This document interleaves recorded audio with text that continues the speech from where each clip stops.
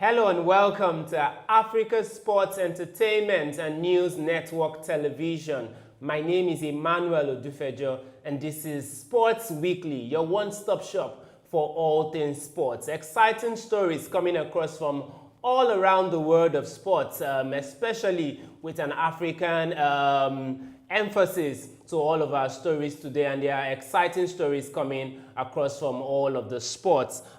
Just before we go into the stories, please understand that you're also a very important part of this newscast, and so we would like for you to join the important conversations, especially online. So you can join us by going to Twitter, ASENTV, ASENNTV, and Facebook also ASENTV, ASENNTV, and also on YouTube, ASENTV TV, 1N.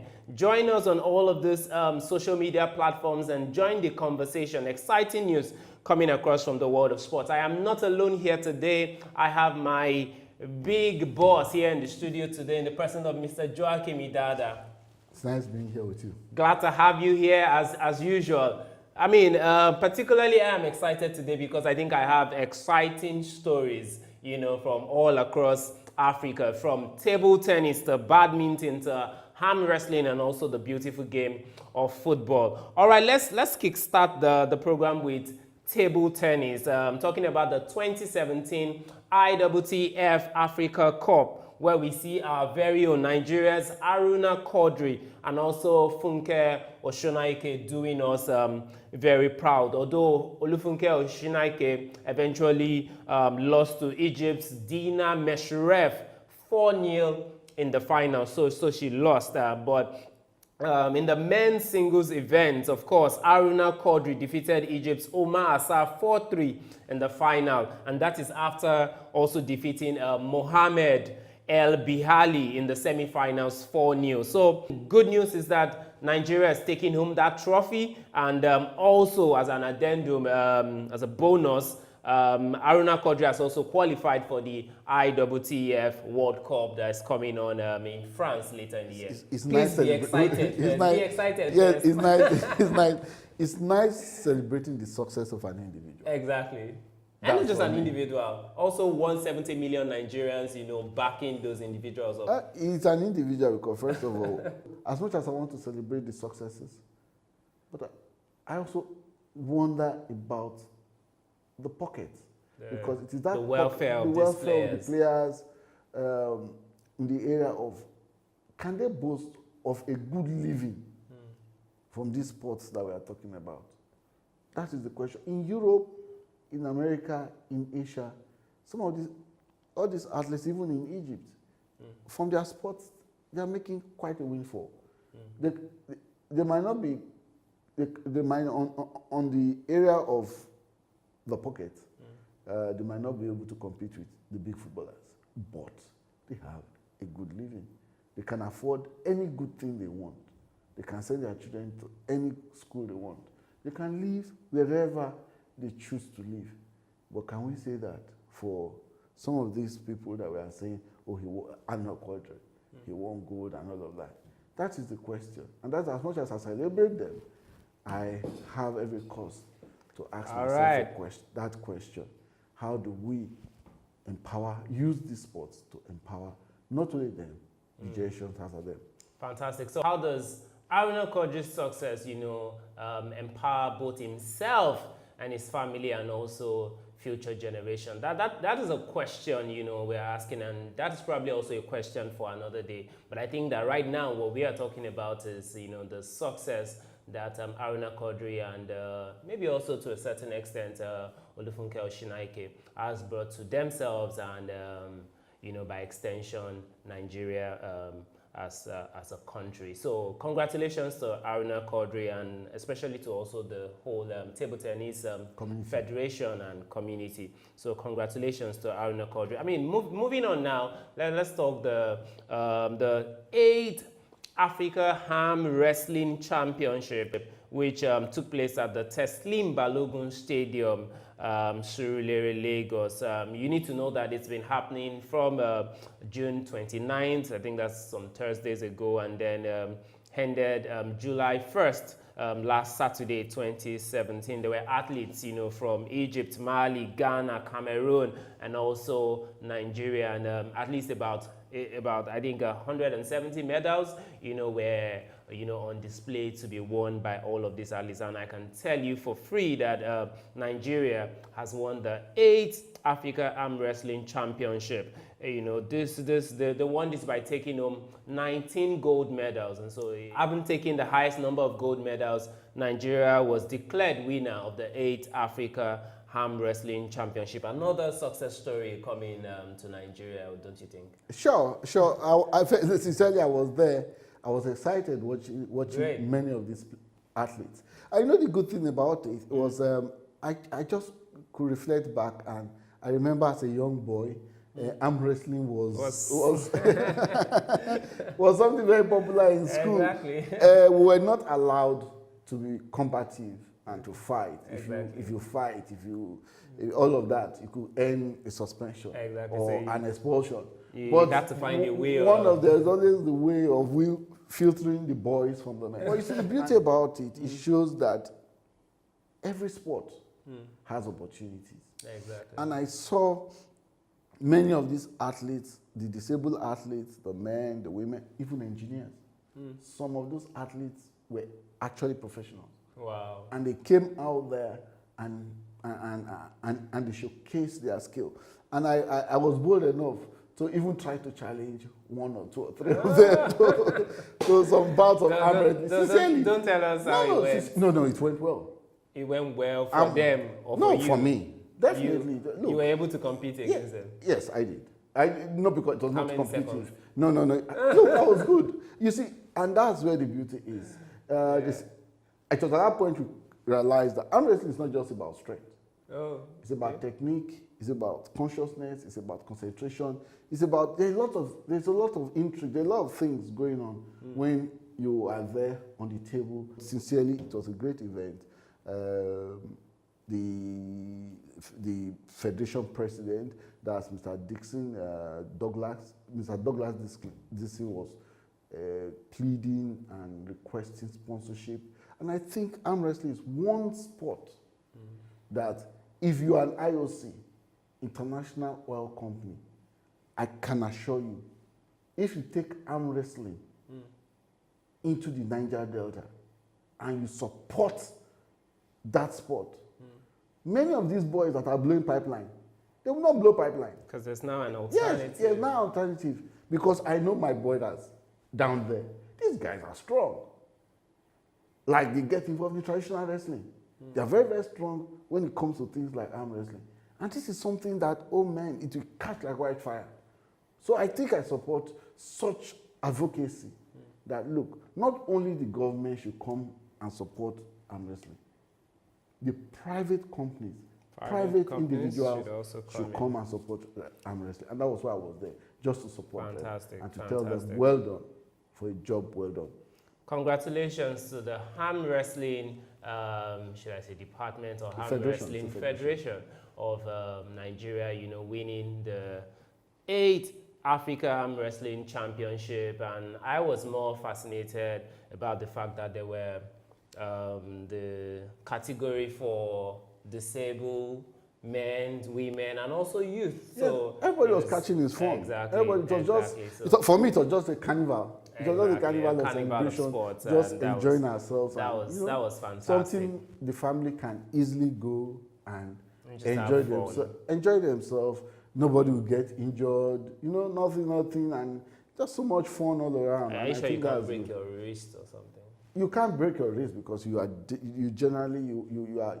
wrestling at different weight level. Exactly. So a super heavy weight or a 120 kg will not go and be arm wrestling to 25 kg.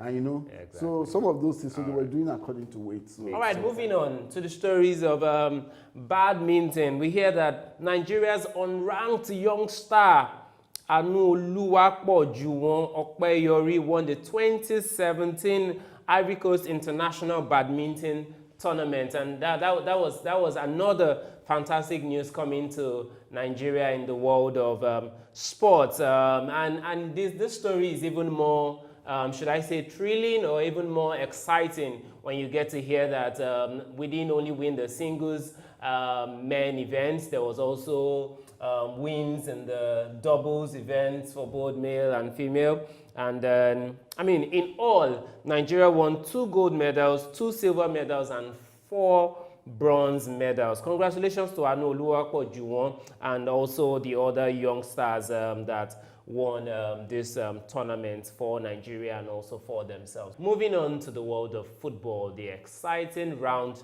leather game. You know that this is ASEN TV, Africa Sports Entertainment and News Network, and so we have a lot of emphasis and bent on African stories. So in football, we'll start with the COSAFA Castle Cup 2017. And just so you know, the COSAFA Cup is an annual football event, you know, for Southern Africa. And so it's usually been, you have participants or participating countries coming from, you know, Angola, Botswana, Malawi, Mauritius, Mozambique, you know, Namibia, Seychelles, and also South Africa, Swaziland, Zambia, and Zimbabwe. And of course, past winners, you know, have notably been Zambia, Zimbabwe. I think they've all had they've won 4 editions. Who else? Angola has also won 3 editions. So this is the 2017 and also the 17th edition of the COSAFA Cup. I can tell you that as it is right now, Angola have crashed out. South Africa, the hosts, have also crashed out. It's left for Zambia, Lesotho, Tanzania, and Zimbabwe, who have moved on into the semi-finals. It's been 16 beautiful, exciting games. 32 goals have been scored. The biggest victory was Zimbabwe scoring 6-0, defeating Seychelles 6-0. I don't know if that is we can understand Seychelles. What do they really bring to African football? So we can understand how Zimbabwe would have been able to defeat them 6-0. But congratulations to Southern Africa and all of the countries participating.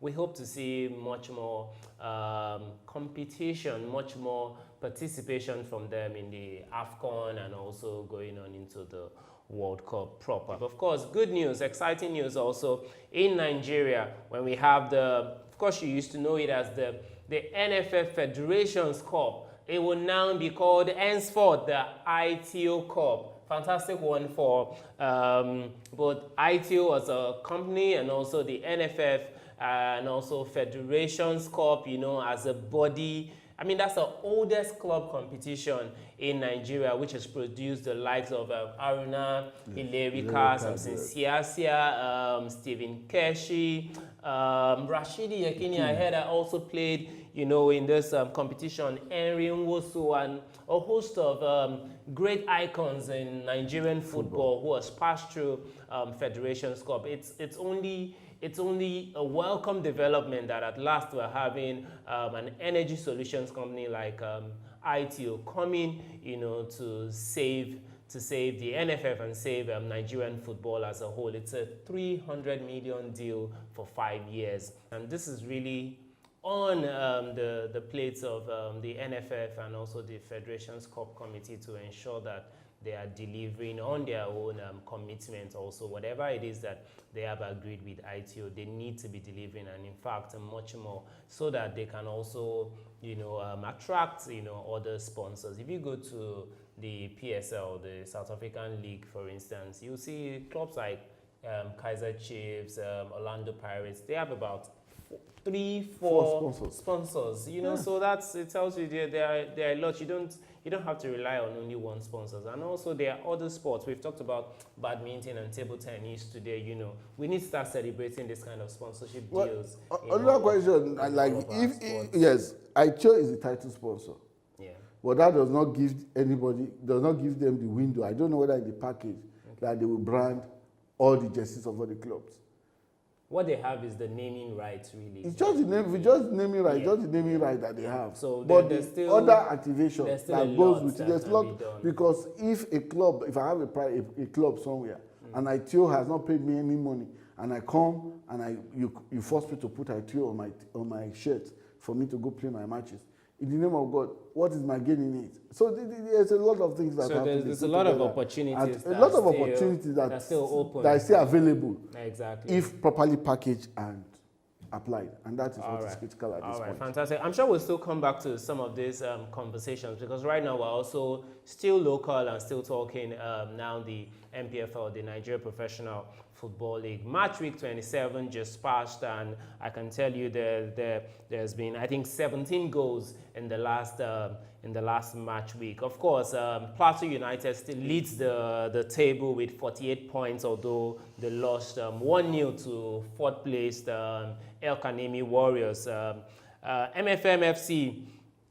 of Lagos, second on the table with 46 points. They defeated ABS of Ilorin 2-1. Akwa United is third on the log with 43 points, while, like I said, El Kanemi Warriors are fourth, also with 43 points. I think it's getting really, really choked up on the in the upper part of the table, and the title, the race for the title is getting heated and heated, you know, as the week progresses. What do you think?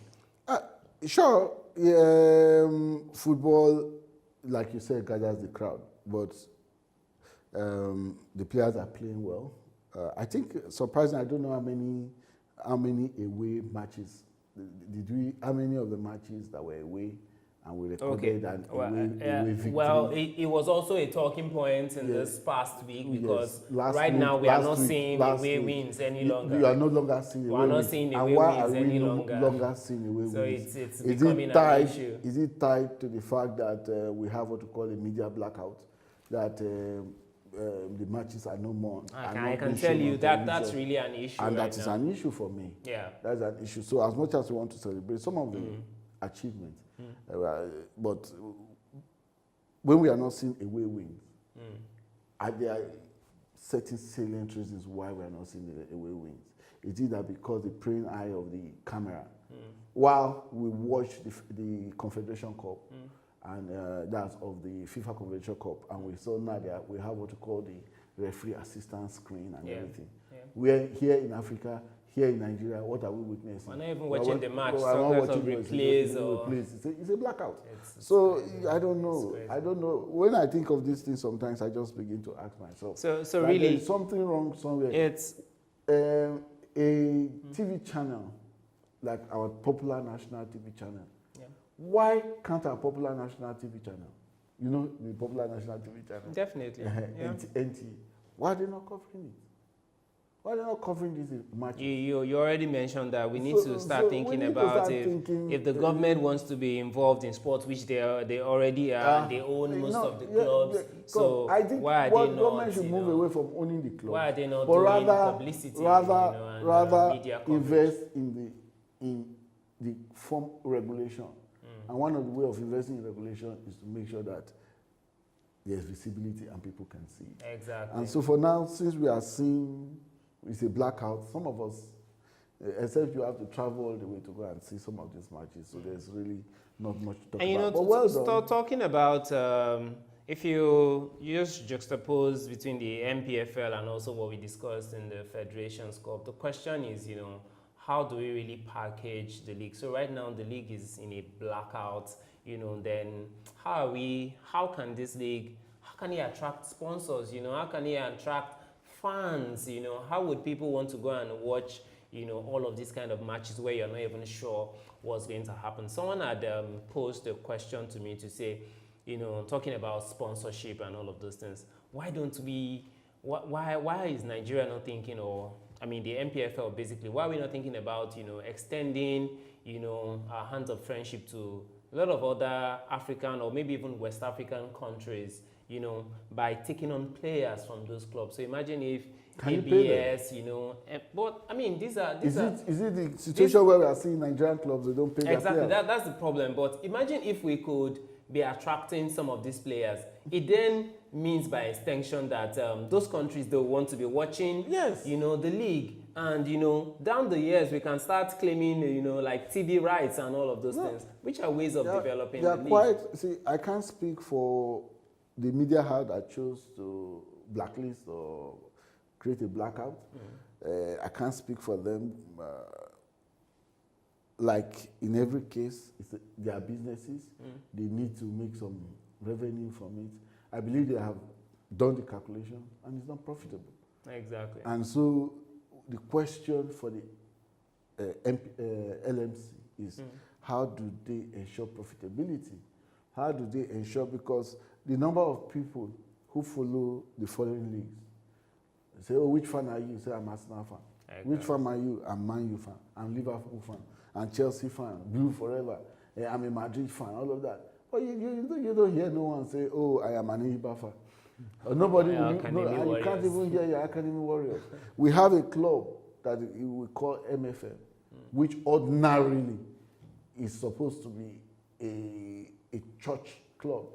Have you gone? How many of the matches? Let me even shock you. There was a picture making the rounds just the past week on social media where you have one of the state's sports commissioner.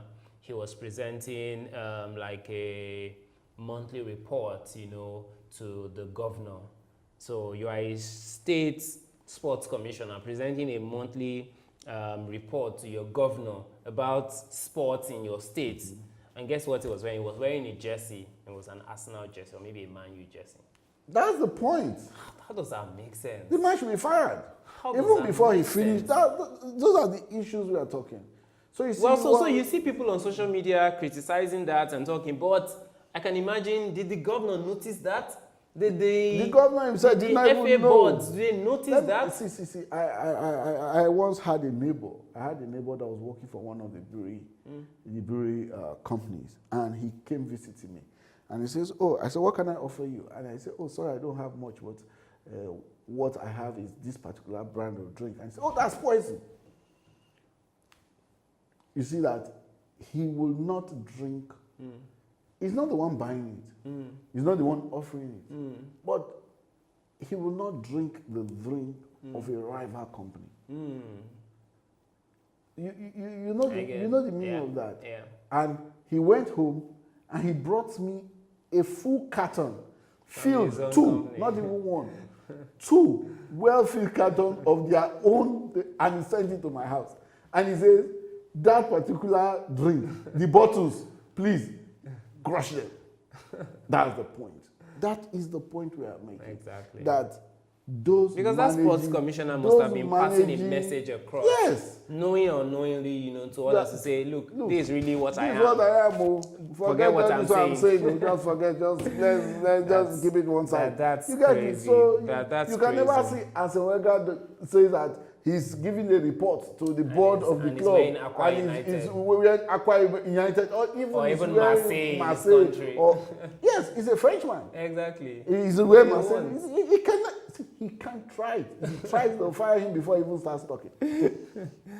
Fantastic. But and this leads me to our last story of today, the CAF Confederations Cup happening, and eventually saddens me, to say that Rivers United, lost 2-0 to Club Africain, and right now they are not sure whether they are going to qualify from that group. They are third right now in the group and playing at home in Port Harcourt, and they are still losing away. And the funny story emanating from that game was now we get to hear that these players have not been paid for the last 2 months.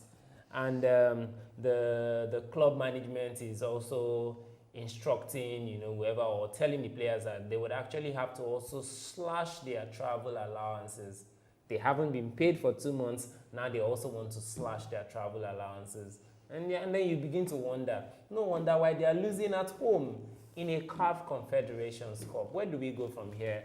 MPFL, there's the blackouts. There, we begin to see shady officiatings or shady football matches, and now it's affecting our performance even on the African stage.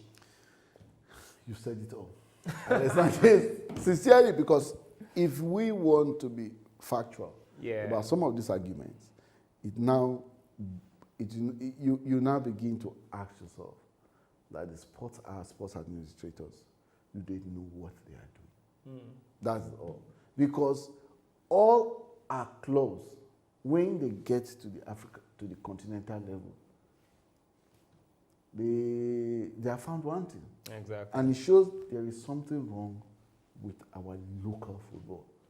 So, as much as we are praising the NFF for the sponsorship deal that they got from ITIL, That's also a lot we should do in begin the to, backyard. yes, there's a lot of things we have to ask ourselves, especially when it comes to the LMC.